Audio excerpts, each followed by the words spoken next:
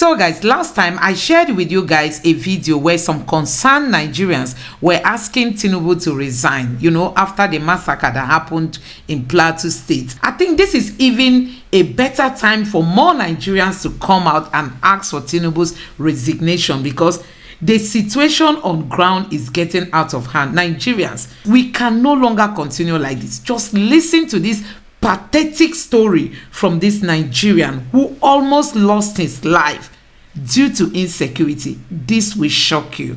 I'm Mr. Promise Chinyere Enyinea. Can you tell us the experience of what actually took place yesterday in Wisdom School? Honestly, it was very bad experience. I've never seen such in my life before. I always watch it in movie, but this is life. I saw it myself, not somebody told me. We were in the shop yesterday towards 7:45 to 8 when we had a gunshot outside the supermarket. So I was in the counter giving somebody change. So we have about 3 customers inside the shop. One of my staff was attending to the other one person, and one of the other one, he was tending to another person, and when I was trying to give the other third person change, when we had a gunshot at our side. So those 3 men, those 3 customers, they are trying to go outside. Within me, I was thinking that it's a tire, motor tire that burst, but I never knew that it's gunshot. So those 3 men, when they went out to go and they just want to go out to see that sound, those people now came in and opened fire, and the gun where they are holding is AK-47. That's how they gunned 3 of them down. I don't know where to go. I don't really know where to run to, because if I make any move, I will be dead. What I do, I move away from the cash point. I move a little way and went a light flight. Then the other of my 2 staff, they do the same. They ran and lie flat. That's how they come into the place.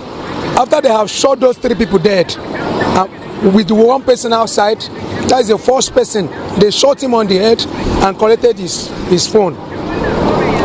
So that's how we lie down. They come into the cash points. They took all away cash, or they took everything away. And I was lying very close to the cash, but I was not close to the cash. I just moved a little way. So after taking the whole cash, that's how they go away. They couldn't maybe shoot at me because I was lying down on the floor. My 2 staff was lying on the floor. Our mind was thinking maybe they will shoot all of us, but God so be it, God so kind. In fact, I believe that is the will of God. Our time have not yet reached for us to go. So I really bless the name of God who kept us alive. Because what my eyes saw yesterday, I watched it in a movie, but I saw it live. What would be your call to government in terms of insecurity in this country? We are appealing to the government. We are appealing to them. In a place like that, we need an armed man. We need a security with arms, not all this local security that has ordinary stick. We need a security that is well armed, that can able to secure people's life and properties. Because the first bullet, after the first bullet, the lady was standing close. The bullet, sharp her breast. They have to rush her to the hospital before the first person is down already. So when they came inside, I was expecting, go down, bring your phone, bring your money. They didn't say anything, like they just opened fire. Those 3 men was already down. and we don't have option as a staff, as a manager. In fact, it's just God. I have to shift and lie down. When they took whatever, the whole money we sell, they're not left. So we are not hurt. But the 4 people then die instantly. Thank you. Tell us your name again. My name is Mr. Promise Chinyere Engineer. Thank you, sir. So guys, you have heard it for yourself. You can see that we are not secured. As in, when you leave your house and you are able to come back after your daily dealings, you should be able to thank God. I mean, it has got to that point where people are not sure of their tomorrow again in Nigeria. Insecurity situation in Nigeria, and deduce that the security architecture is almost on the brink of collapse, if it hasn't already collapsed. Because if you look at the map of Nigeria and you look at the different areas in the country and the security situations or insecurity situations plaguing the nation, you will then wonder what is happening in terms of our security architecture. Do we have a viable security architecture?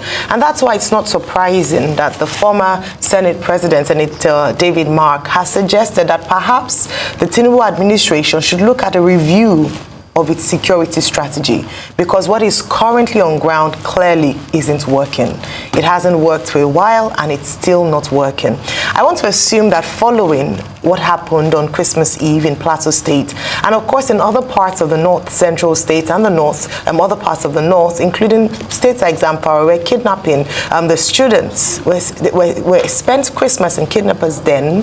We have Taraba State, we have Plateau State, even Benue State is still not settled. There's news coming in from Borno State as well. And so in the North, there just seems to be a total breakdown of security architecture. Yet we have special operations like Operation Safe Haven.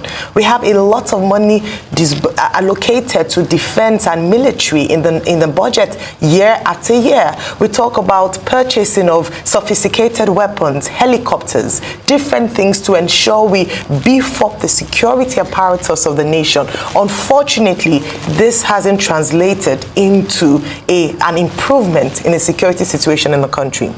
Now, in President Bola Ahmed Tinubu's 8-point agenda, security features prominently. In fact, it is often the first item he speaks about, and for very good reason as well. Yesterday, we had Boston Mofaye with us, and he made some very important, salient points. I'd encourage you to watch that interview again if you didn't see it. One of the things he talked about, and I must agree with him, is that we cannot even talk about the economy or having a stable economy in Nigeria if we don't tackle the big issue of insecurity. We cannot talk about attracting investors to help the economy of Nigeria if we don't tackle insecurity. There are many aspects of the nation or the growth of the nation that is hedged on tackling insecurity in the nation, and that's why we must center on it. We must talk about it, and this administration must quickly find a solution to this. The reason why people would say, okay, well, they've only been there for 7 months. This administration has only been in for 7 months. But you must remember that before the 7 months, the president and his team must have had a plan and perhaps a formula or a way to a strategy to tackle insecurity, because this problem was there even before the last administration. And so administration after administration seems like it is an overwhelming task. It is almost an impossible task to handle. And so this is a big question for this administration.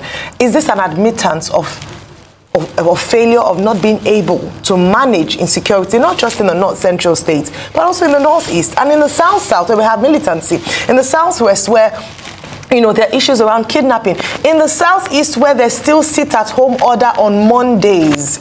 In many states in the Southeast, there's still the sit-at-home order on Monday. So we're not able to tackle this issue. So beyond the issue in Plateau State, which is, as we've talked about, it is not worth thinking about. But beyond that is also the entire security architecture of the nation. And that's why I totally agree with Senator David Mark that perhaps it's time to declare a state of emergency on insecurity in Nigeria. There are a number of think tanks, a number of organizations, personalities, politicians, statesmen who have given or preferred solution as to how to tackle insecurity. So the big issue is, what then is the problem with implementation? We had General Oriola last week here, and he talked about the fact that he was commanding officer of Operation Safe Haven, and he had released a report, a detailed report as to how to tackle the issue of herdsmen-farmer clashes in Plateau State. Why hasn't that been implemented? How did we get here with this level of weakness among our leaders?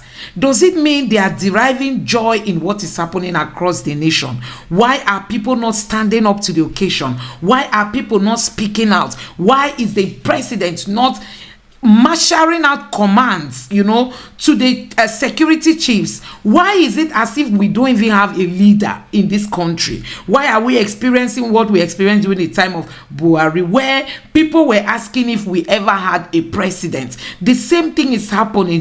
Look at, there is a let loose of these bad guys all over the place. They are on rampage. I mean, they just want to take over Nigeria, and everybody appears to be quiet, even those at the National Assembly. What is happening, fellow Nigerians? Let me know your thoughts about all this in the comment section below. Thank you. Please subscribe and turn on the notification bell. Bye.